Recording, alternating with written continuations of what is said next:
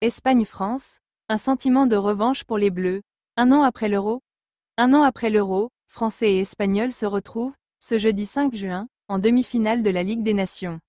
L'Espagne avait battu les Bleus en 2024, de quoi nourrir un sentiment de revanche pour les joueurs de Didier Deschamps.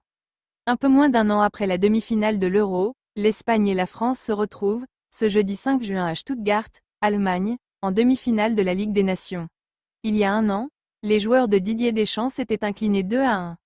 De quoi nourrir un sentiment de revanche? C'est une évidence, puisque c'est la dernière grosse désillusion de l'équipe de France, a estimé notre journaliste Philippe Sansfourche, qui rappelle que la Rora est la nation qui résiste le plus aux Bleus sur les dernières années. Ce mot-là a été banni, depuis le début du rassemblement, a expliqué, quant à lui, notre journaliste Nicolas Georgerot. Selon lui, il n'y a pas de volonté de revanche, c'est une autre histoire, un autre chapitre et il y a d'autres choses à raconter. En ce qui concerne les équipes alignées, certains joueurs parisiens ont eu très peu de jours de repos depuis la finale de la Ligue des Champions, mais pourraient tout de même être alignés d'entrée, comme Ousmane Dembélé et Désiré Doué chez les Bleus. Ils sont explosifs et ne montrent aucun signe de déclin.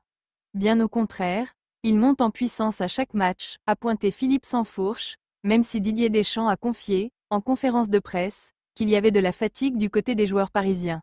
Plus qu'une revanche, un statut à faire valoir. Les joueurs de l'équipe de France seront soutenus par 17 000 supporters français, qui se sont déplacés jusqu'à la Mercedes-Benz Arena de Stuttgart, un record pour un match des Bleus à l'étranger.